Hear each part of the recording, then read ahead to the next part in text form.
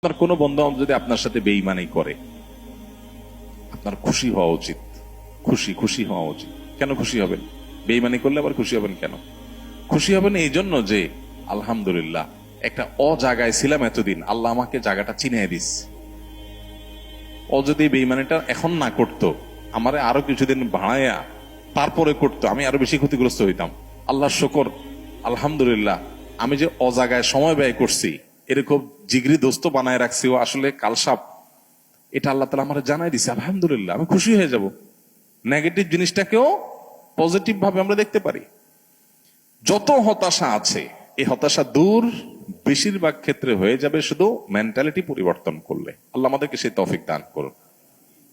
আমাদের কিচ্ছু নাই, ঘরে অল্প স্বল্প আছে, আমরা যার আছে তার সাথে তুলনা করবো না। আমার যা আছে তা নিয়ে আমি অনেক হ্যাপি, আলহামদুলিল্লাহ।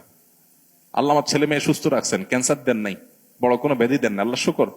কিন্তু কাউকে ক্যান্সার দিয়েছেন, আলহামদুলিল্লাহ আল্লাহ তাআলা আমাকে মরার আগে তওবা করার সুযোগ দিয়েছেন। একটা ওয়ার্নিং আসছে, আমি এখন প্রস্তুতি নিয়ে যেতে পারি। অনেকে হঠাৎ চলে যাচ্ছে অ্যাক্সিডেন্টে, সে তো প্রস্তুতি নিতে পারে নাই। খারাপ কাজ করতে করতে গুনাহের পথে থাকতে তওবা করার আগে সে চলে গেল। আলহামদুলিল্লাহ আমার তো একটা ওয়ার্নিং পিরিয়ড পাইছি, এই সুযোগে আমি তওবা করে আমার আখিরাতটাকে সুন্দর করে যেতে পারি। প্রত্যেকটা নেগেটিভ জিনিসকে পজিটিভ দেখা যায়। বিশেষ করে আজকালকার যে হতাশা, এগুলো বেশিরভাগই হলো আমাদের অনেক খাই স্বভাবের কারণে। আমরা ভাবখান, আমি এরকম অনেক মানুষ দেখেছি, ব্যক্তিগতভাবে আমি পরিচিত অনেক মানুষ সাথে, নাই ভাই কিচ্ছু নাই, ব্যবসা বাণিজ্য অবস্থা একেবারে খারাপ। এরপরে দেখা গেল ছেলে ফেলে নিয়ে, বাচ্চা কাচ্চা নিয়ে উনি ব্যাংকক গেছে ঘুরতে। ভাই ব্যাংকক গেছেন ঘুরতে, আপনার না খুব অসুবিধা? ভাই এইটা তো 10-20-50 লাখ তো অ্যাকাউন্টে আছে, এটা তো কোনো ইয়ে না। আমি কোটি কোটি টাকার যে ব্যবসা আছে আমি সেটা কথা বলতেছি, ফ্যাক্টরি গুলা বন্ধ, হান তান, কিন্তু ওনার সব চলতেছে। মানুষের চাহিদা যত বাড়ে সে তত দুঃখী হয়, চাহিদা যত কমে সে তত সুখী হয়। এই জন্যই কানাআত বা অল্পে তুষ্ট থাকার শিক্ষা নবী সাল্লাল্লাহু আলাইহি ওয়াসাল্লাম দিয়েছেন। মুসলমান কখনো খাই স্বভাবের হবে না। যত বেশি খাই স্বভাব হবে, যত বেশি অন্যের কাছে আশা থাকবে, তত বেশি আপনি দুঃখী হবেন। এই জন্য এই জিনিসটা ছাড়তে হবে। কারোর কাছে আশা খুব বেশি করা যাবে না, এবং অন্যের সাথে কম্পেয়ার করা যাবে না। বিশেষ করে অন্য আমার চাইতে ভালো থাকলে ওটার ব্যাপারে কম্পেয়ার করা যাবে না।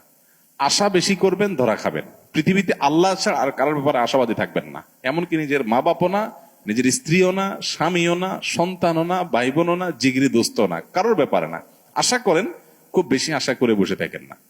আশা করার পাশাপাশি এটার জন্য প্রস্তুত থাকেন, যা আশা করতেছেন তার উল্টাটাও হতে পারে।